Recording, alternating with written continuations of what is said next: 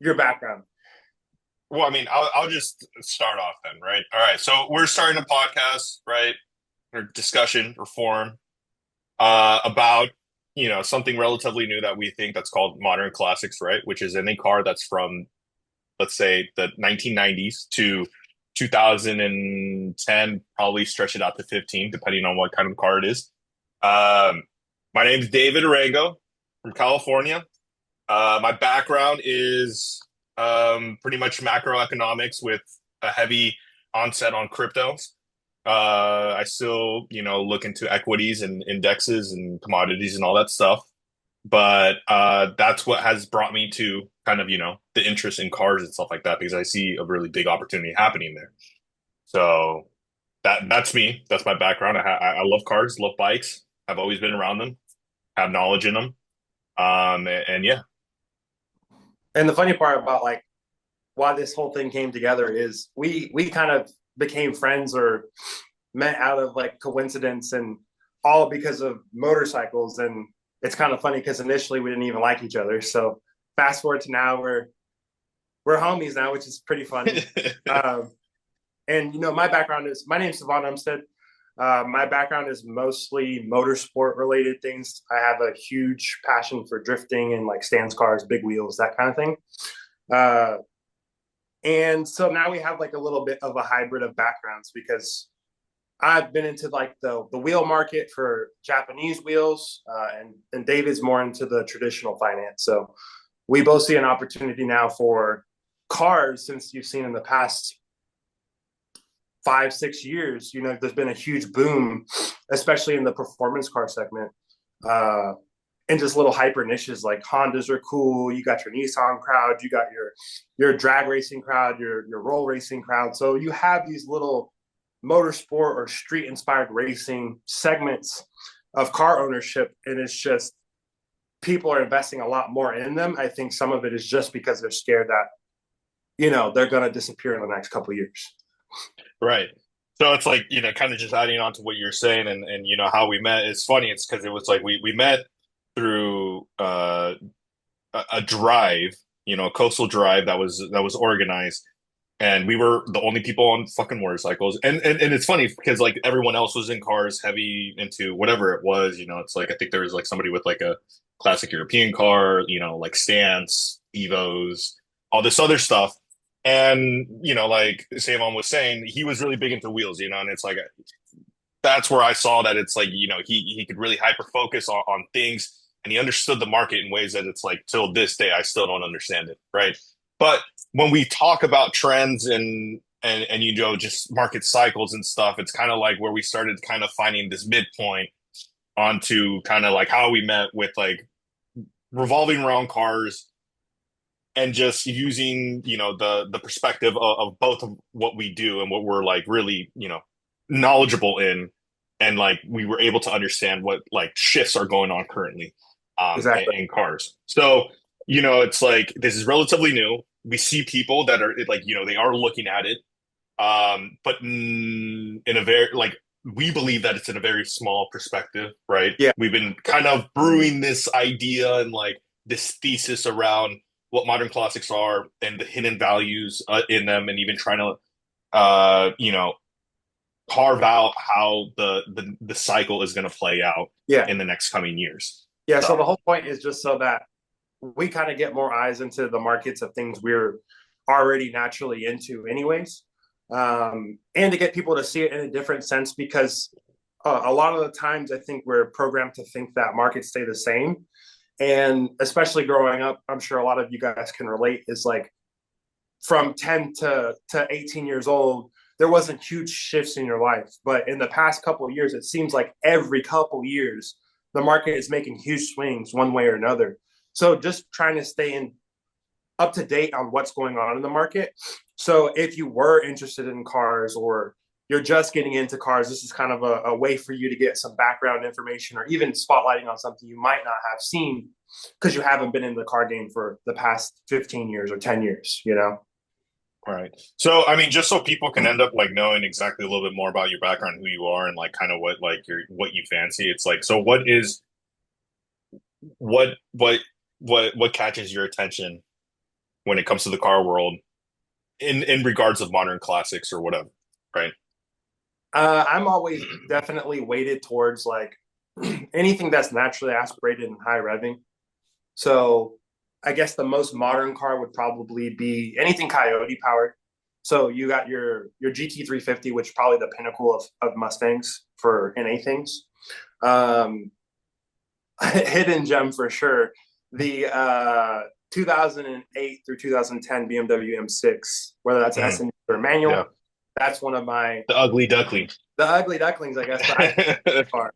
You know, I love big two door GT Yeah. touring style cars with big engines and higher RPM. So that's my thing is noise and RPM. You know, No, that definitely a unique car. Like I look at it the same as like the M5, even though they're not the same, right? One's a coupe, the other one's a sedan. But for me, it's like the M5 is also an ugly duckling for me. It's right? kind of like just like it's a big car, it's round, But the thing is the heart, the powertrain of both of those cars, which is like it's the same, is just amazing, and it was super ahead of its time, Yeah. in that time. So, And oddly all enough, right, I end up owning mostly Genesis coupes just because Genesis coupes for whatever reason right. had my fancy, and that's where a small ship, you know, in modern car times, a lot of the market likes to go from one platform to the next platform, and they follow the trends, which is fine. But uh, a lot of the more iconic people in motorsports or in the car scene in general, they kind of pick a chassis and they stick to it. And the Right. Genesis is the chassis I stick to. So, is it a great investment? No, not really. But For the time of, but that's how all great things are, it's yeah, like they lose you money at first. But like I mean I agree with like I mean the Genesis, I'm nowhere near like as knowledgeable as you are in that sense.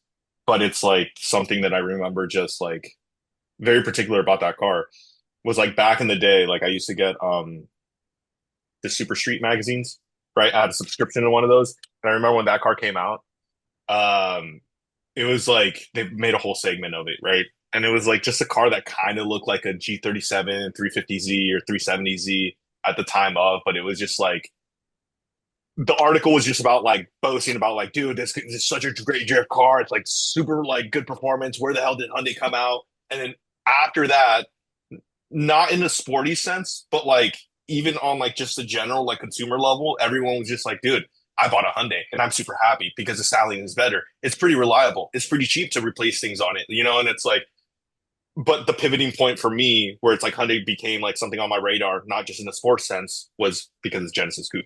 You know, right. after that, it just because it didn't matter whether you got the four cylinder or the 3.8. Right. It's like, dude, It's it just almost that had like body. two it had like two separate communities, and it's like Yeah. they were just both like equally passionate about what they had, Yeah. and And it's it's one of those things where, like, this is part of learning and getting into cars and getting equity into cars and education into cars. Like the Genesis Scoop stuff is where I pretty much have developed as a person and learned about more markets and gotten extremely immersed into the culture or the community.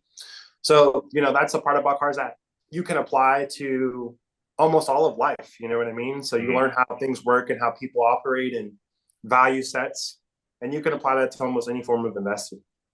right. um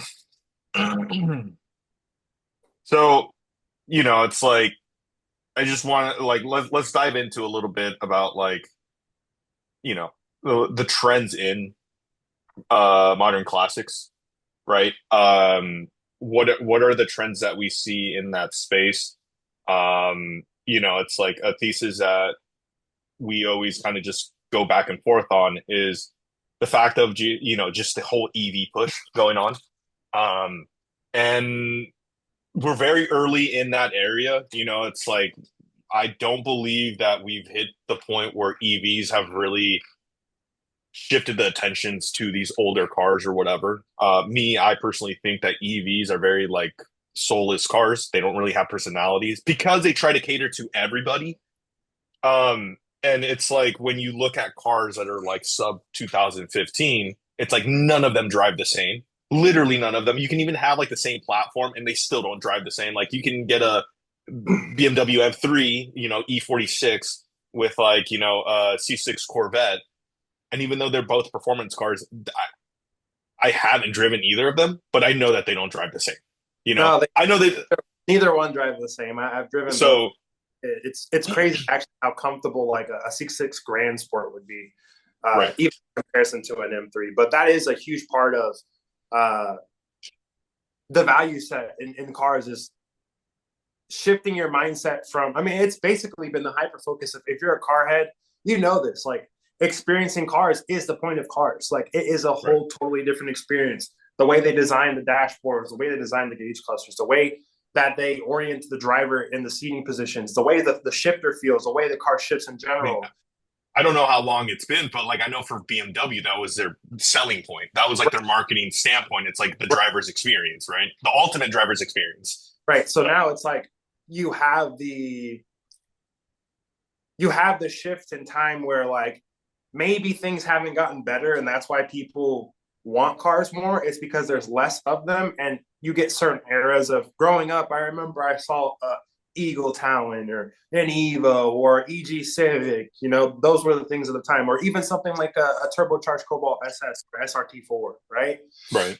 That was like the American versus Japanese like tuner car era, like I would say up to 2006. From like 2000 to 2006 it was hot, right? And that's where, or 2008 really, that's where you had all of that battle between like the JDM versus American tuner cars, which was very different. Right.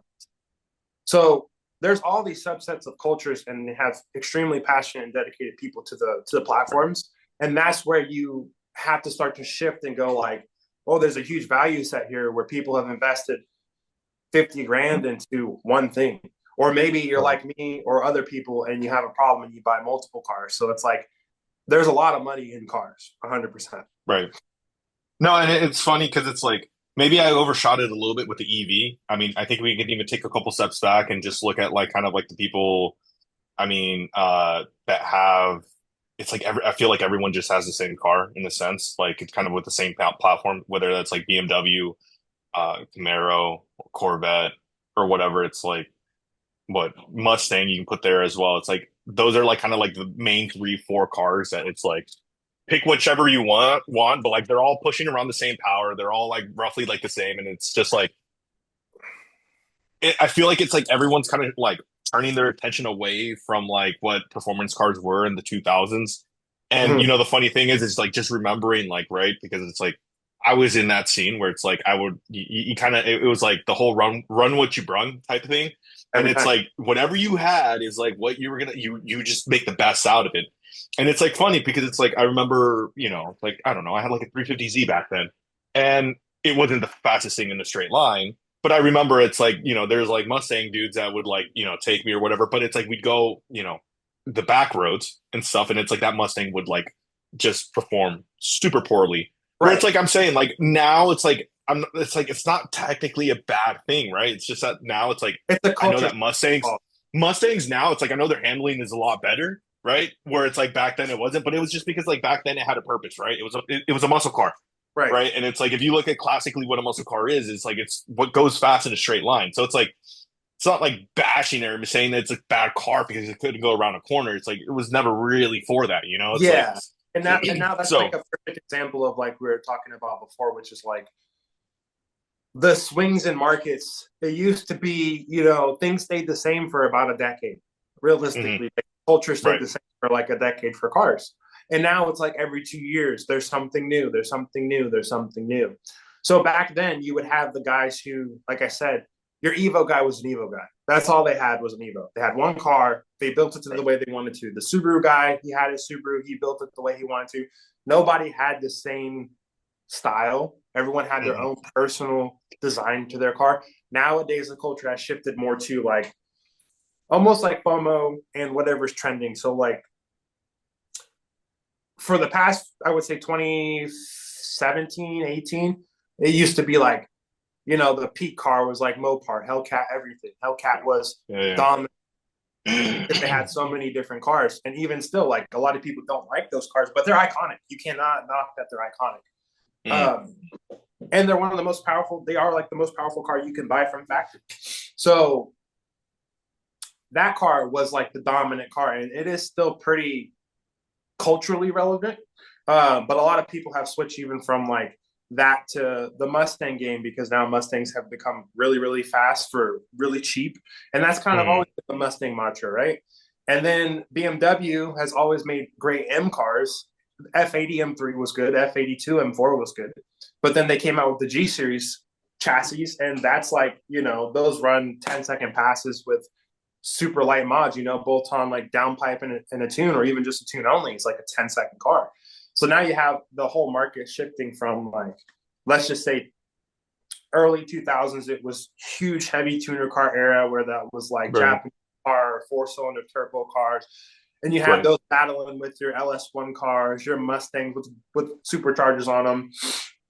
Then you move on to the 2010 era, and that was kind of like the peak of tuner car era, I would say, where it was 1,000 horsepower cars. They were Supras ran the world back then. Mark IV Supras ran the world back then, Right.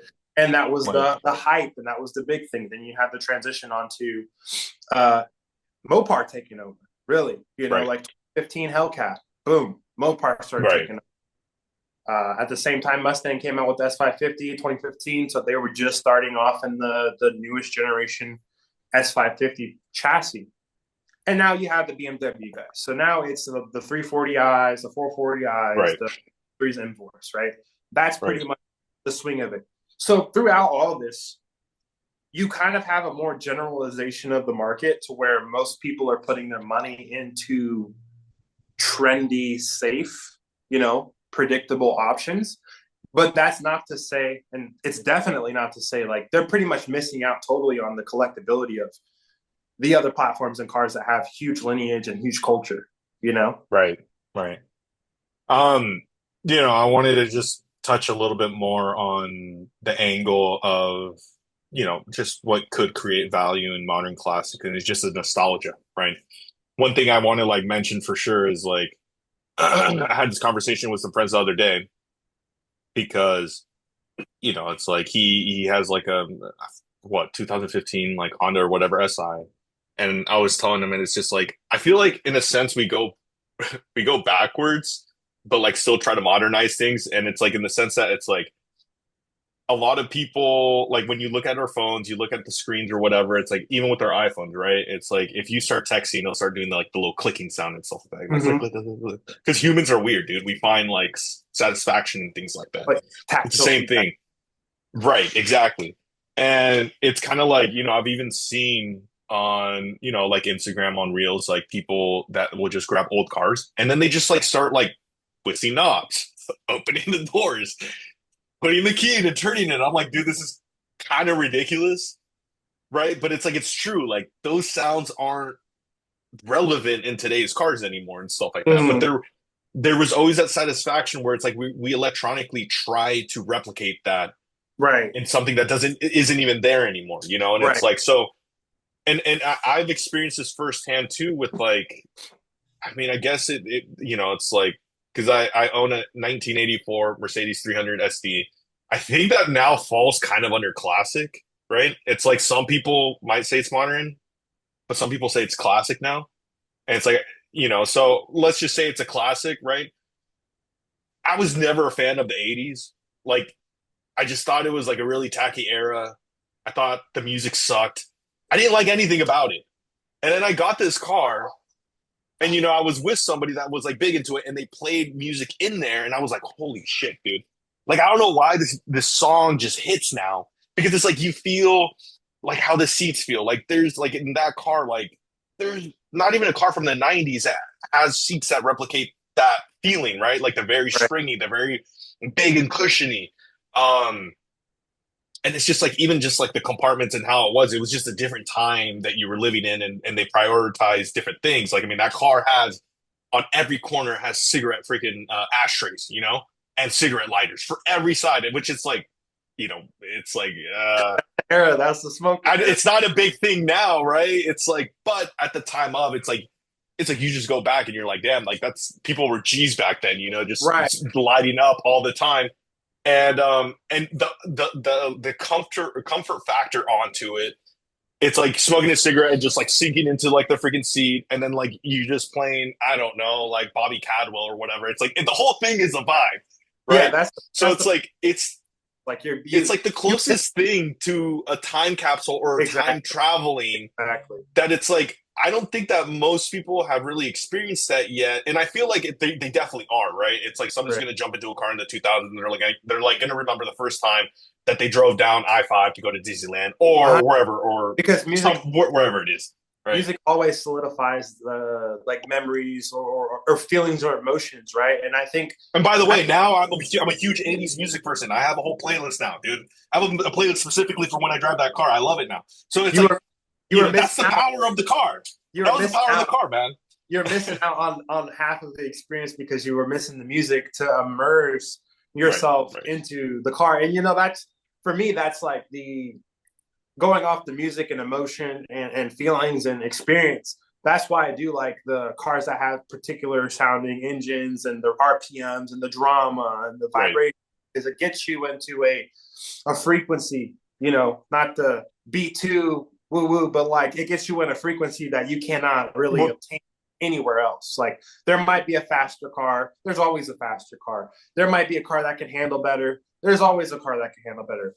You well, know, it's like if we can plug in a few cars in there, right, to just kind of like further, prove this like thesis or whatever. It's like plug in the Miata, plug in the Audi TT. Those cars were not popular at the time because they were weird, quirky. Like you said, they weren't the fastest, right? yeah. But it's like if you jump into that car, it's the thing that's probably going to get you closest to that timeline, Right. Well, I'm because of not the like, quirkiness. It's like yeah, I'm not a huge fan of the Miata, but it's like, even still, I'm it's not like, either. I'm not either. But you jump into it, it's like it's a weird thing. It's a weird time. It's yeah, like in the it's the early same. 2000s, dude, we are eating synthetic. I don't know things. Man. We're eating Gushers and Clear Yeah. Cokes, But and it's the same thing with the music. Like, if you ever drove a special car, it's just like the song. Like, you might have no recollection to day to day, but you'll be walking through the store and you hear a song that you haven't heard in a while. yeah, You remember who you were with, what you were doing, where you were at.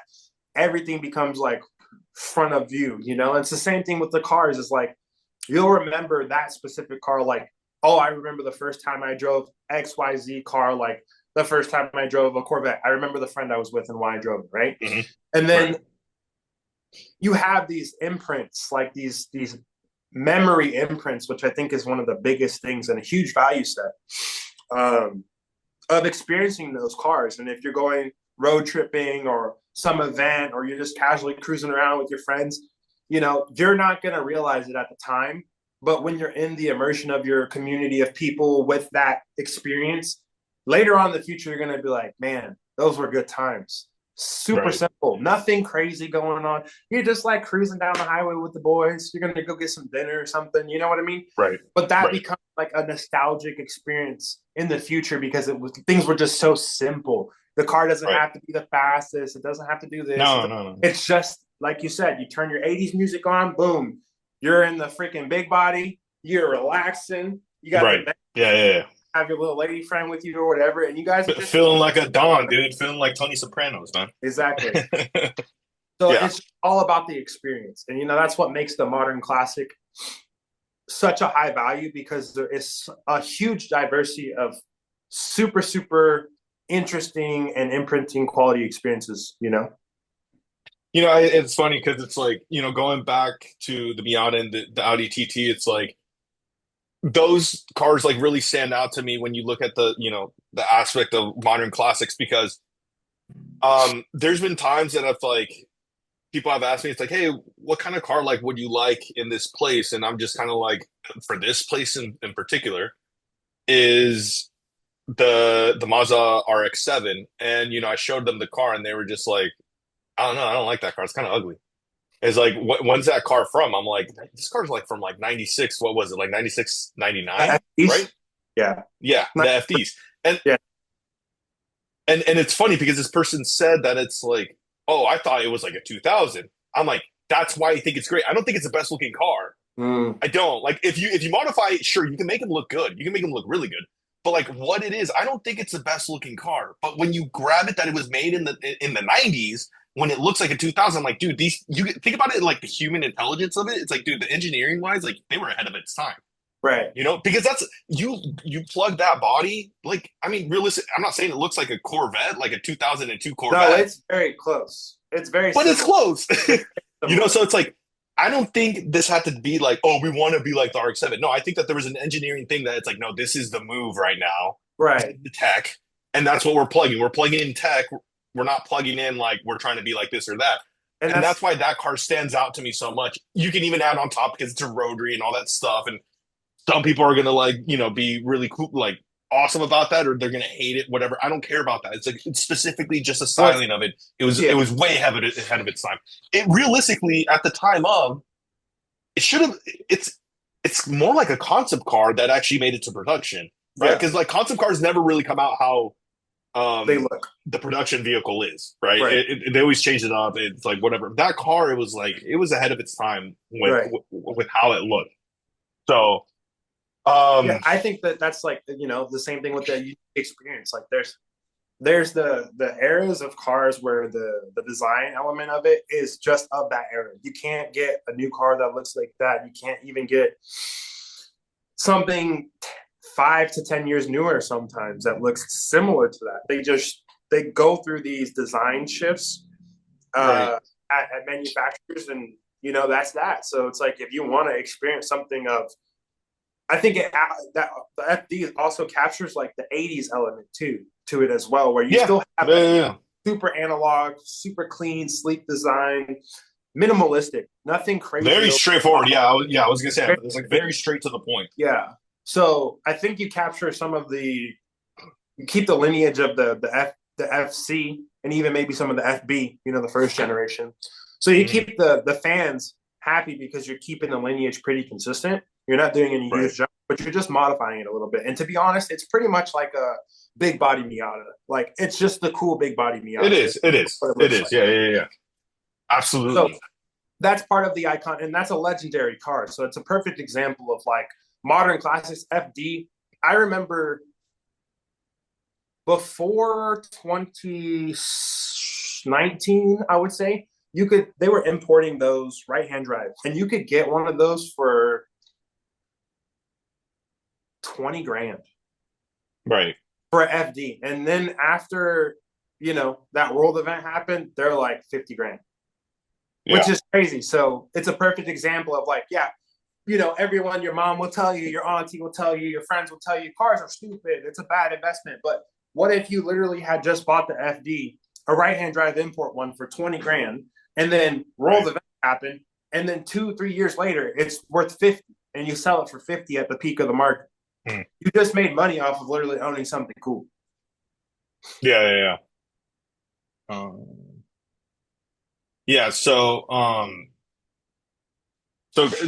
jumping into the supply of cars and stuff like that. A lot of these cars, a lot of people don't know. They didn't make many of them. We were talking about this yesterday. We were talking about this car that's like pretty interesting. The Honda Insight, and it's like the first gen production was made from 2001 to 2006 or 2000 to 2006, and it's like, dude, 17,000 made, right? And people are like, well, that's still a good amount. Yeah, but it's like a lot of people didn't Over take care of their cars. 6 years of production is not that many.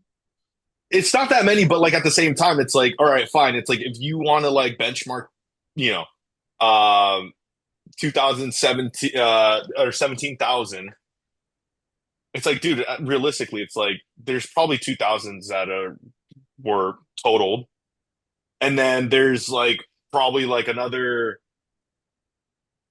2000 out there that were just like left out, just neglected, right? It's like if you're gonna really come down to like how many uh were very well kept, it's like, dude, you're probably sub 5,000 for sure, right? Yeah, I think that's fair. And that's like the issue with even buying or trying to get a certain modern classic is like you can't just go down to the dealership and order it, right? Like Right. that's the luxury of buying a new car. You can go option it however you want, whatever color options they have, you can get it. But if Yeah. they made, let's just say like E46 M3 is a perfect example, Laguna Seca Blue or even the Amola Red with a slick top. You know, I don't know the production numbers off the top of my head, but I know there's not that many Laguna Seca Blues manual. Right. And Right. then they also have Laguna Seca Blue with blue interior, which is wild. So Yeah. it's like Yeah. Yeah. that car is going to always bring top dollar because the culture in the community says like that's the kind of like peak options, right? And then, like you Mhm. said, out of the amount that they made in Laguna Seca Blue, how many of them were crashed, caught on fire, totaled, stolen, or just in decent condition? You know, not 250,000 miles on them. So once you start putting these parameters on cars, it's like, yeah, they made 17. Let's just say that the Insight, yeah, they made 17,000, but I want a manual one, I want a red one, and I want this other one feature. Now you might be looking at options of like when they produced it, they made 2,000 of them. What are the ones Right. you might be able to find three cars now, Right. right? So that's where you get into like the shrinking down of production numbers in the market to this is what could bring some kind of demand for a certain chassis and color option for cars. Right. Exactly. Yeah. So on the recording right now, we only have like 6 minutes left, 7 minutes left. So we're gonna start closing out. I just wanted to like go over like kind of what we're gonna go through with our in the future, starting from now, moving forward. It's like this is just like an introduction, just to say hi for you guys to get to know us. But definitely like moving forward, we are gonna be looking at cycle trends, economic trends. Going through prices, values, probably even just narrowing down to certain cars that maybe you guys recommend us to check out and you guys want to learn more about. Um, we are also compiling a list. This is going to be, like a list that you guys can purchase. That it's going to give you like about 50 cars that you guys can invest in that are great for investing. It's going to give you the whole rundown on them. Going to give you price ranges and all that other stuff. So I mean, definitely interesting stuff going on. This is literally just the tip of the iceberg. Like not even the tip. We got a lot more coming in. It is gonna get like this is good. We're gonna go down rabbit holes for sure. You know, um, Yeah, and if I don't you know if Simon has anything to say. yeah, if you guys want to see us talk about more specific things, especially like cars are so stressful now, especially because if you were just turned 18 and you're just getting into cars, like you're so behind on opportunity because everything is so expensive. There's the least amount of options possible, et cetera, et cetera. So if you even want us to make content on like the best ways to navigate owning a car, what car to pick, like what your application is, how to get into a network of people, learning the aftermarket scene, because that's a whole nother part of even what adds value to the base car is how strong the aftermarket community is, right? If you want to get into that and even how to save money and how to navigate maintaining your cars, we could always make content on that as well. So I think we'll probably add that in just because it's a huge way to save money and build an equity if you were going to sell your car later and keep it maintained better. So Right. that's all I got. Yeah. So it's just because we can run the clock a little bit longer. It's like I want to just close out with a question, right? And it's like, and this is not a serious question. It has nothing to do with modern classics. But what is the best food to eat in your car?